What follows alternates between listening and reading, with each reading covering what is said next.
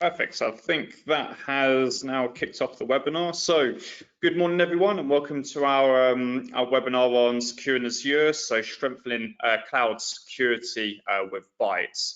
Before I go into the housekeeping, just going to give it about another 20 to 30 seconds for more attendees to join, and then we'll kick off. Until then, have a quick drink of your coffee and I suppose get comfortable.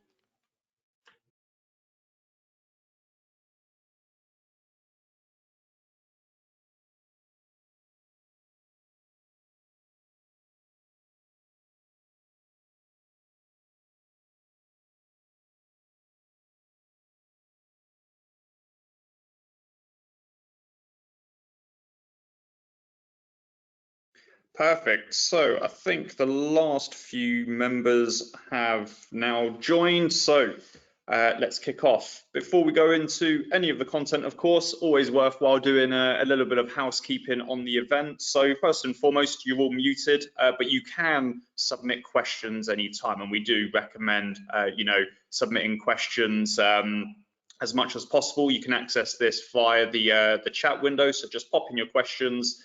We do have an allotted amount of time towards the end for Q&A. If you don't want to ask questions on here, or if you don't want me reading out your questions as part of this session, please do feel free to email tellmemore@bytes.co.uk and we can answer your question from there. This session is of course recorded.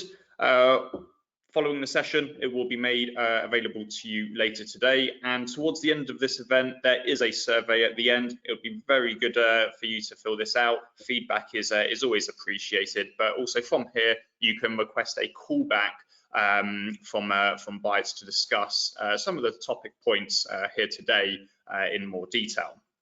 Hopefully that takes care of the housekeeping piece, and everyone's happy with that. So, before we go into our agenda, always worth giving a little bit of an introduction over the chap who is speaking. So I am Gennaro Migliaccio. I'm going to be the speaker for today, and I am the head of technology solutions development here at Bytes, which I suppose is the fancy way of saying that I wear many hats across the business. So I have a footing in with pre-sales and do a lot of cybersecurity pre-sales with our customers.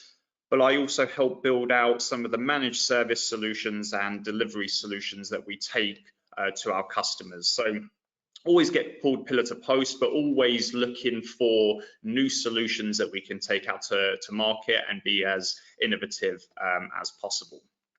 In terms of what I'll be taking you through today, however, and by ways of an agenda, of course, just done an introduction, which is great. First things first, definitely want to give a bit of an update of the security market. Security is constantly changing, it's constantly growing. Getting an update as to what we're seeing is always going to be key. And then we're going to transition that into, okay, why are we now focusing on managed services rather than just, say, products or professional services? We'll also look into Azure Sentinel. We're of course here on a Azure security event, so Sentinel is of course going to form part of this, and we'll go through what Sentinel is, but also how we've factored that in to the managed services that we provide. And then to cover it off for the day, we'll go through a little bit around the Bytes approach and our capabilities, specifically around Sentinel, but we'll also broaden this a little bit more. And finally, we'll have an open forum for some questions and answers. So hopefully this agenda is why you're all here today. So let's kick off on the security market update side. Now, this event actually landed at quite a good time because recently Bytes have actually sent out a security survey to a number of customers, and what I've done for today is I've actually taken some of those results to walk us through today to give us an idea of what the market looks like. And some of these you'll probably look at and think, you know what, we already know that, we're seeing that, and that's all the more reason to give you some validation. But we sent out a survey to a number of our customers, and based on those responses, the first thing that we immediately saw was 95% of the responders have MFA in place. This is no surprise. MFA is a big thing. We've all spoken to customers that have either been been implementing MFA already have MFA in place. It's key. It's no longer a nice to have in the world of security. It's almost a must, a requirement. In fact, it is a must and requirement. Customers that don't have MFA in place are just leaving themselves, extremely open to risk. Now, this is in contrast to, say, 2 or 3 years ago, where customers would be in the process of rolling out MFA or considering MFA. So there definitely has been that huge leap on the MFA side, which is of course great to see. The next statistic, which was, I suppose, a tad surprising, but at the same time, I guess a little bit comforting, is 80% of our responders do actually have a high confidence in email and web security solutions. So, of course, the email and web security solutions that are out there, customers think, believe that these solutions are doing the jobs, the job that they need to do. Which again is great. We've definitely seen a spike in email and web security solutions over the last 2 to 3 years. Now, of course, looking at these statistics, these are both quite high statistics, which means when we speak to a majority of customers, they are likely to have an email and web security solution in place already, and of course, an MFA solution in place already. Doesn't really speak much for opportunity in the technology world. So therefore, we've picked out a couple of other statistics that align a lot more to the Sentinel side. The first one, which was definitely surprising, is 17% of those responders only have a SIEM tool. And when we say only have a SIEM tool, they've got a SIEM tool, but they don't have a team that is managing that SIEM tool. They don't have a SOC team, or they haven't outsourced this to a third party. And I suppose the statistic that goes against that is 32% of those responders actually have a managed SOC service, which is, it's a very good statistic to see. 1/3 of our customers are using a managed security operations center service for their incident response. And this really starts to, I suppose, pave the way for Sentinel and what we're here to talk about today. But also, one statistic or one prediction that I saw from Gartner now about 2 years ago, maybe a little bit more, is that Gartner actually predicted that managed security services will continue to grow. And we've seen that in the last year. When it comes to managed SIEM, managed SOC, managed EDR, and a number of other managed services, we are having a lot more of these conversations, to the point where it's not just about the product anymore. It is about how we actually gain value out of that product. But also, there has been a massive market shift on the licensing and product side, whereby a lot of vendors now, especially Microsoft, will inherently give us less for just selling the solution. In terms of rolling that solution out, managing that solution, and getting the customer to adopt that solution, that's where Microsoft's and a number of other vendors' focus actually is. So managed services definitely on the rise because of this. So how does this translate into the customer security scenario? Now, the one area that I always tend to go through with customers is the actual control model that we're I suppose semi-familiar with. Most of the time, when it comes to security solutions and the ones that we focus on, they always land in the green area, the proactive controls. This is putting things in place like your web filtration solutions, your email security solutions, your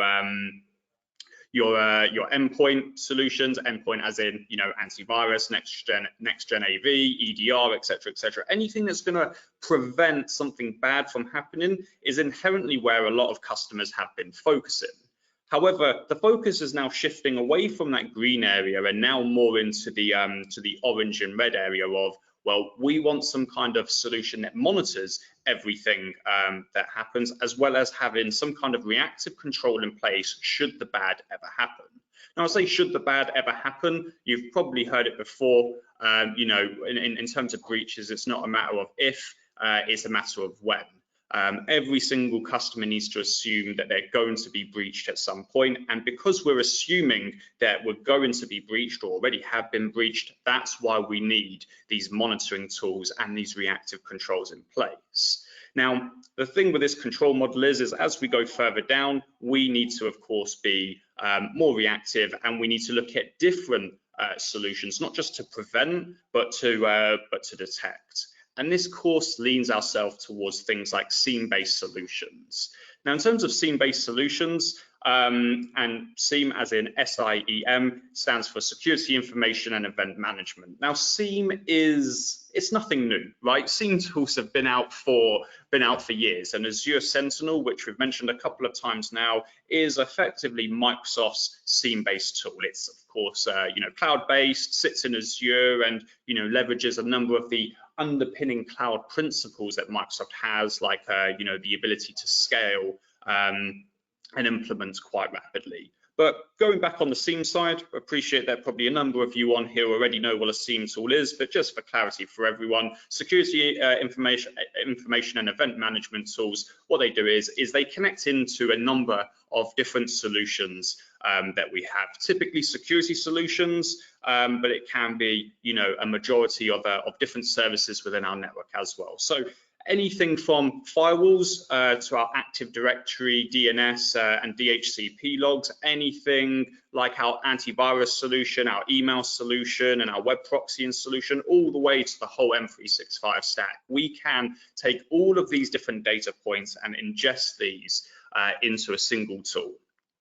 All of this gets ingested into a SIEM, and what the SIEM tool does is it starts to correlate this information and starts to recognize trends and patterns to see if there is actually a security incident happening within that information. And what I mean by this is, of course, an email-based solution is going to pick up, okay, there's a spam email over here, and a firewall log might say, okay, there's someone connecting out via a suspicious IP address. But imagine linking both of those two together and putting some context around it. Okay, user has received this email. The antivirus solution has detected something strange, a strange process on that device, and now there's a connection request to a suspicious IP address. This system brings those three almost separate alerts together into one. I don't want to say one big alert, but one meaningful alert. It actually shows us, the different areas of the attack kill chain and what could be happening.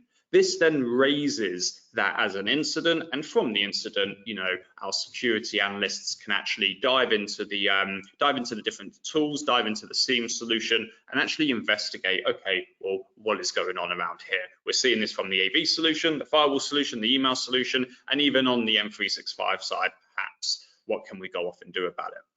And that's the power of SIEM tools, right? It's bringing loads of different information, loads of different data sources, information and intelligence together to give our security teams a very clear picture into what is happening within our environment.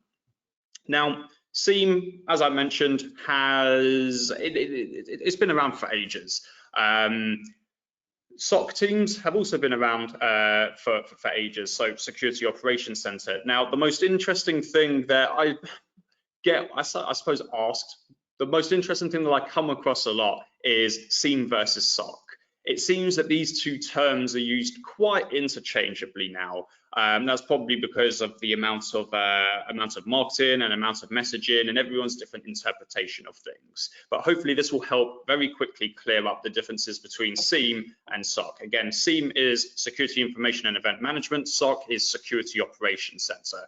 In my mind, they're two very different things, but there's maybe, I suppose, a little bit of crossover. And in fact, this graph will show you now. As mentioned, we've got our SIEM. This is our tool. This is our solution. This is going to connect into the variety of different data sources, correlate that information, and hopefully spit out some meaningful alerts. However, as with most solutions, just putting a solution in place and firing and forgetting about it doesn't necessarily bring us value, right? A SIEM tool, it needs to be cared for, it needs to be nurtured, it needs to be watered and fed. And therefore, what we need people to, of course, utilize that SIEM tool and go in and investigate the alerts, manage and maintain it. We need our security analysts to write queries and workbooks and runbooks, etc., etc. So people is, you know, a big part of it. And of course, those people, they need to follow some kind of a process, i.e. when an incident is raised on the SIEM tool, what's the process of going to investigate that? How do we then contain that threat? What do we then do to eradicate and, of course, recover from that threat, right? We need an incident response process effectively. Now, all of these three things combined together effectively make a SOC team, a security operations center. A security operations center is a team which are going to deal with security incidents, but that team will likely, most likely, very likely be using a SIEM tool to, of course, accomplish that. So again, these two terms seem to be used interchangeably quite a bit. Most important thing, SIEM is the tool that the SOC team uses. The SOC team is all around, you know, how do we manage and respond to incidents, and how do we get that response, desired response capability to cybersecurity threats. Hopefully that clears up that out a little bit. And in terms of building SOC capability, we're seeing a lot more customers wanting SOC capability. We want the, you know, a lot of customers want to be in that position to respond to security threats. Now, building out a SOC team or building out SOC capability, it's no minor feat, right? Just trying to think, I think it was one customer that we had about half a year ago to a year ago, wanted to build a SOC team, but they quickly ruled it out given the fact that it was going to take them 9 to 10 months to actually implement. And the reason why it takes 9 to 10 months is it's not just about going out and purchasing a SIEM tool, it's also recruiting the people for that SOC. It's actually writing up all of the processes, and then within those processes, it's right, what do we actually want to see from our SOC team? We of course want to be able to identify events and respond to events, but we also need to test our processes. We also want to report across risks. We want to, you know, manage those risks. So we're doing an element of risk management. There is so much that goes into a SOC team that it's not as simple as just buying a piece of technology, throwing a couple of people at it. It is a ongoing piece. However, the good thing about having SOC capability is we're going to be in that position to respond to incidents. We're going to get the desired response capability that we want. So how do we get SOC capability but not wait for, say, 9 to 10 months to implement that? This is exactly where things like managed services come into play.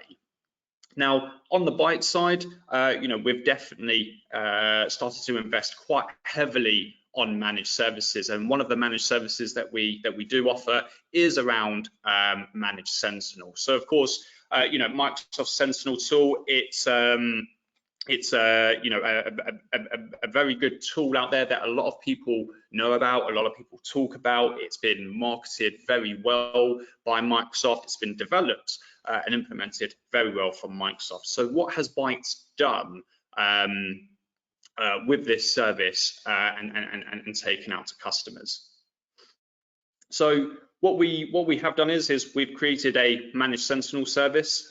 Before I go into any of the details of that, always worthwhile just touching very quickly on, well, what problems does it solve? Why would a customer consider a managed Sentinel service? And first and foremost, SIEM tools are admin heavy. As we saw in that SOC capability slide, SIEM tools only play a small part in SOC capability.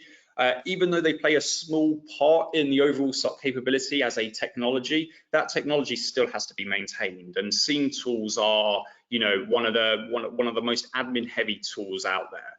We need to do the standard, you know, maintenance and administration of it. We need to constantly run and test different queries, runbooks, etc., etc. We need to do trend analysis over any incidents and alerts that we're seeing, but also if we want to go more onto the proactive side and threat hunt within our environment, we're also going to be, you know, we're going to have to actually run queries against that and have analysts to understand that information. So SIEM tools, they do require, you know, a lot of time an effort from IT and security teams in order to be useful. So, SIEM tools, very admin heavy. Now, I know Microsoft's Azure Sentinel solution is brand new. It's groundbreaking. It has, automation capabilities and a lot of other bells and whistles. Fundamentally, it's still a SIEM tool. I've played around with Sentinel. It's a SIEM tool. It's still admin heavy. We still need someone actively engaging on that tool to actually make use out of it. So very admin heavy, one very big problem.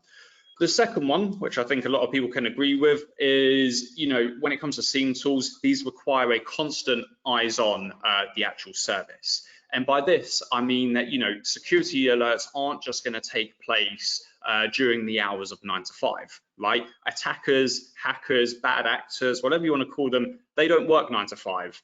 Or maybe they do in the organized crime world, but they might be in a different time zone. So we tend to find that, a number of different threats and attacks, they happen outside of business hours. Most of the time, attacks and breaches tend to happen on the weekends where everyone's at home, not working and not in the office. So we require a constant eyes on that service, a constant eyes on that platform to ensure that security threats at any point within the day can be responded to. Now, of course, with SIEM tools such as Sentinel, we can put an element of automation in there, but we still need someone to investigate those alerts. We still need someone to actually take action, like containing potential threats. So it's not just about adding in some automation and thinking that we can all go and enjoy a beer on the weekend. It's more around how do we actually implement a 24/7 SOC team against that tool. And I suppose that then lends quite nicely to the last point, is it is around increasing that response capability, not just within business hours, all round. Whenever a threat comes in, we want to be in a position to, investigate that threat, contain that threat, and of course, eradicate that threat. And that goes back to one of the original points, is just simply having a tool to detect suspicious activity. It's a great start, but we need to consider the actions after that. We need to actually consider how are we going to action the rest of the incident response process that we have in place. So those are the key problems that we see with SIEM tools. They're not bad problems to have, because of course what we can do is tie that into a managed service type conversation. So what Bytes have done is we have created a managed Sentinel service which addresses some of those challenges. First and foremost, it is providing us with 24/7 detection of threats, but also doing the threat containment. So if there is a detection of a threat within the network or on an endpoint, or at some within some area of your estate, it will actually detect that. And it can actually contain that. So it might end up taking, say, an endpoint like my laptop offline. It might lock out a user account. It might segregate an area of the network. In either case, if our customers are out having a couple of beers on a Saturday and a security incident happens, they don't need to worry as much, because that threat is going to be detected and it's going to be contained. And then from that containment, the customer can then decide, okay, I want to look to eradicate this, or I'm going to action another part of my incident response process. So the 24/7 piece is absolutely critical, actually. And when we speak with a lot of customers, this is one of their main reasons of consideration when it comes to a managed service. Second to that, of course, is the people and processes that we actually get behind it. The managed service that we have is, backed by quite a number of, very talented security analysts. So there is going to be that expert analysis of all of the events generated within a Sentinel instance, but also we've got our hands on different sources of threat intelligence. So we're not just using the Microsoft out of the box detection methods, algorithms, rules, etc. We're not just using those. We're actually taking third-party threat intelligence. So this is both closed-sourced and open-sourced intelligence, and piping that into the Sentinel service. So we get a broader view as to if there are other activities happening, are those in fact suspicious? So again, it's raising that response capability even more. And finally, what we then do on the response side is we can rapidly respond to those critical incidents, and incidents will occur across time. It's always good to get an analysis of those incidents and of those correlations across time, i.e. are we being attacked more in December when it's Christmas, especially with retail customers, or is it consistent throughout the year, etc., etc. But seeing as we've now got access to that information, we can start painting trends across what those detections and what that response is of course like.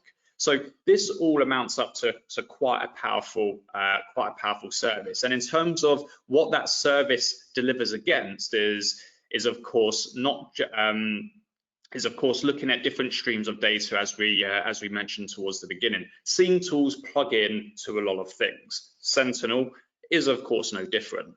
The one key thing with Sentinel, however, is it is a Microsoft Cloud service. So the first thing that is quite easy to connect Sentinel to is other Microsoft Cloud services. So with Sentinel, we can plug this directly into things like M365, so we can do the user risk monitoring part. We can also pull out things from Defender for Endpoints, Defender for Identity, MCAS, Azure Information Protection, and the list goes on. So we can pull all of that information on the M365 side, and we can also pull information from the Azure platform itself. So information around infrastructure services and platform services can be quite neatly fed into Sentinel. Now, as mentioned, Sentinel is a scene tool. It can pull logs from loads of different areas. The Microsoft Cloud is of course one of the key areas, but that doesn't mean it can't do non-Microsoft monitoring. So if we wanted to monitor, say, a CrowdStrike or a Mimecast or a Sophos or any other third-party security tool, we can of course hook Sentinel into that. Likewise, any of our on-premise equipment, so our on-prem DCs, DNS servers, DHCP servers, we can of course route all of this information into Sentinel. So it's not specific just to the Microsoft ecosystem. Don't get me wrong, Microsoft is always going to focus on their ecosystem first. Who wouldn't? But there is, being a scene tool, its value comes from being able to connect into loads of different sources of information. You can absolutely do that with Sentinel, and in terms of the managed service that we deliver, we actively encourage connecting that into every single data source possible, just to get the clearest picture of your environment. Finally, as mentioned, we then couple that with some of the capabilities that we get within Sentinel, SOAR being one of them, so security orchestration and automated response. I can never remember that acronym. We'll just call it SOAR for now. It's the automation part. We actually couple in the automation capabilities of Sentinel to actually start responding to some of the lower level incidents, threats, and detections. However, being that it is a managed service, there is always going to be a person, a security analyst that will start looking at that incident underneath a microscope. And as mentioned from the last slide, apologies for repeating this one, but we can actually enrich the threat intelligence that we have. So again, connecting this to multiple open source and closed source in intelligence repositories to get the most accurate picture as to what that threat is and why it's been detected as an actual threat. So hopefully that helps paint the picture of the Bytes managed service. The managed service, however, isn't the only thing that we do within the Sentinel piece. When we look at Azure Sentinel, when we look at Azure security and even just security in general, we tend to focus ourselves in 4 key areas, and I'm pretty sure I can get a laser pointer on this. There we go, laser pointer. Inherently, Bytes is always Bytes' bread and butter is around the procurement services piece, right? We're inherently known as licensing experts. We are licensing experts. We do this day in and day out. So in terms of licensing and guidance, sizing things like Azure, but also doing demos and giving pre-sale support, we can absolutely help and support in this area. Again, as mentioned, this is our bread and butter. Once we've actually sold the customer into that service, or the customer is interested, and we can take that further on down the line, it then becomes the question of, right, we've sold this product, how do we then get that implemented, activated, and ready for the customer? And this then transitions over to our professional services piece, right? We can deliver a number of different workshops that go through, the planning and architecture of Sentinel, how this needs to be architected in more complex environments. We can even start building out, proof of values and proof of concepts of Sentinel. All other times we can absolutely do things like, the deployment, and installation of Sentinel, so getting customers up and running, connecting it to multiple different data sources, writing custom queries, creating custom dashboards for, analyzing certain trends is absolutely something that we can help with, right? We want to get that customer up and off the ground as quickly as possible, and we can also do, an element of knowledge transfer based on that. It's no secret that Sentinel is still new, and a lot of our customers do like quite a bit of hand holding when we're going through that. As mentioned, the managed security side is of course what we focused on today. So we can sell Sentinel, we can then of course deliver Sentinel. However, what about that ongoing management? What about the BAU element of Sentinel? And this is where we can provide the managed service. So this gives us the managed detection and response capability, as well as giving us a 24/7 eyes on the actual service. And the main objective around this really is achieving that desired response capability. When an incident comes through, we want to be in a position to respond to that as quickly and effectively as possible.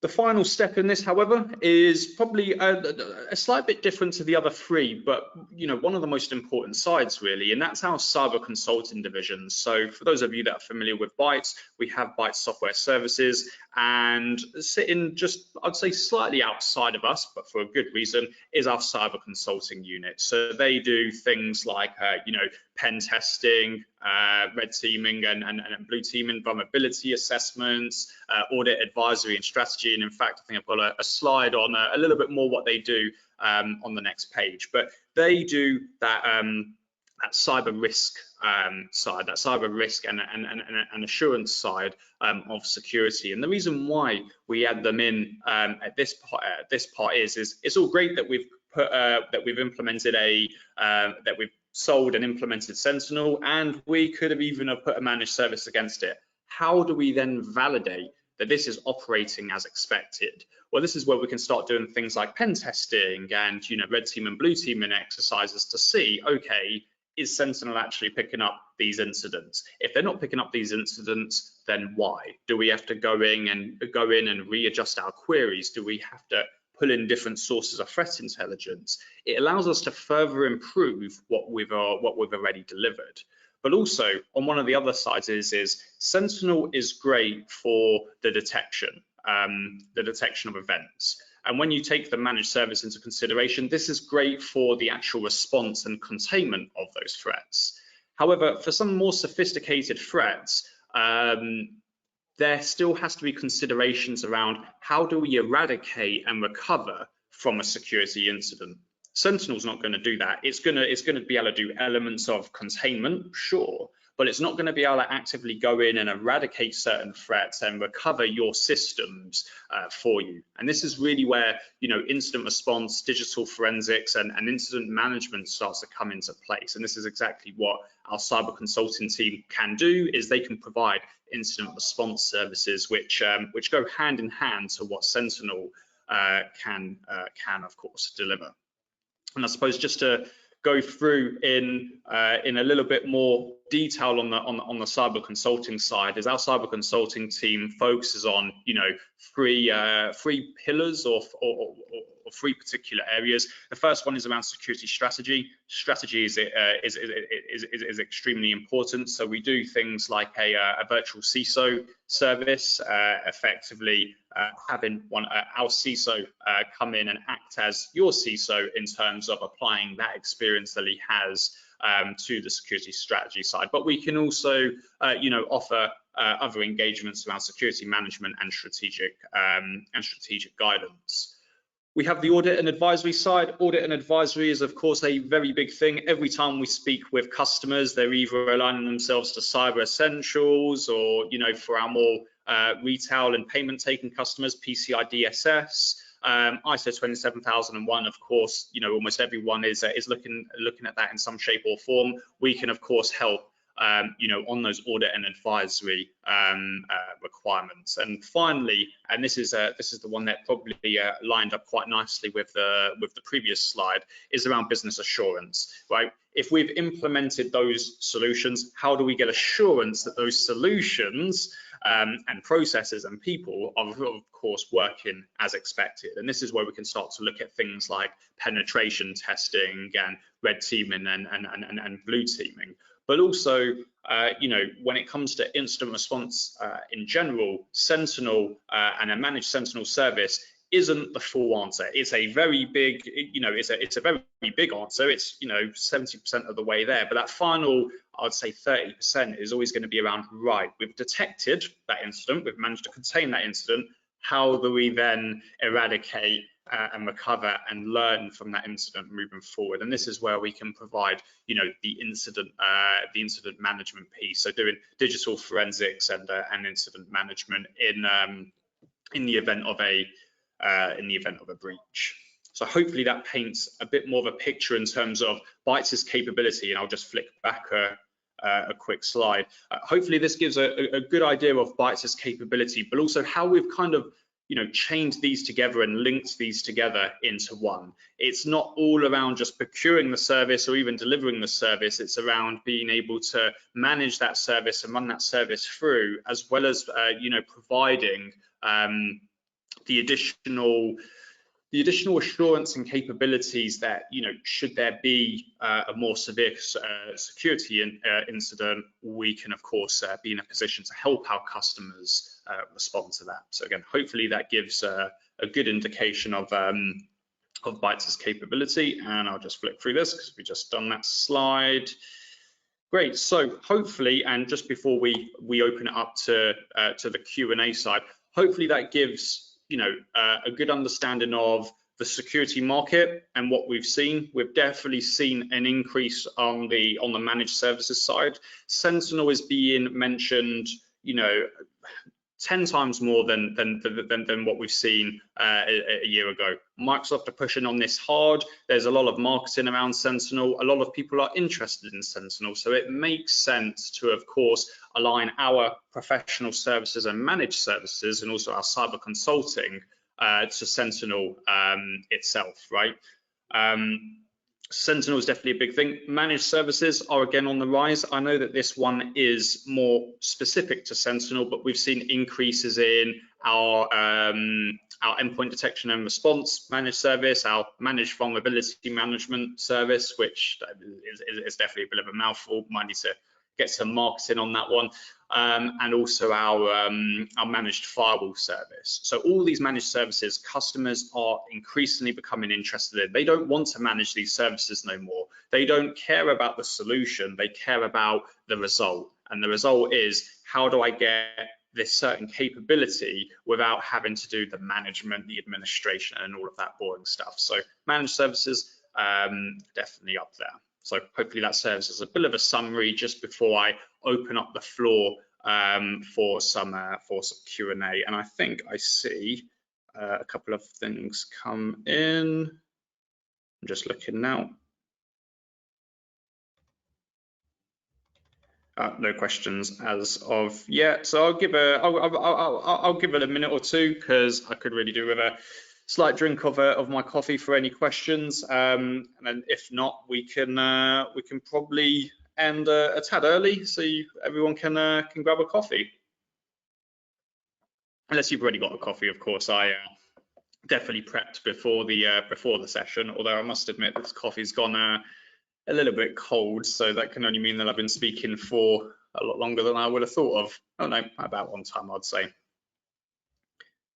Any questions at all before we close this off?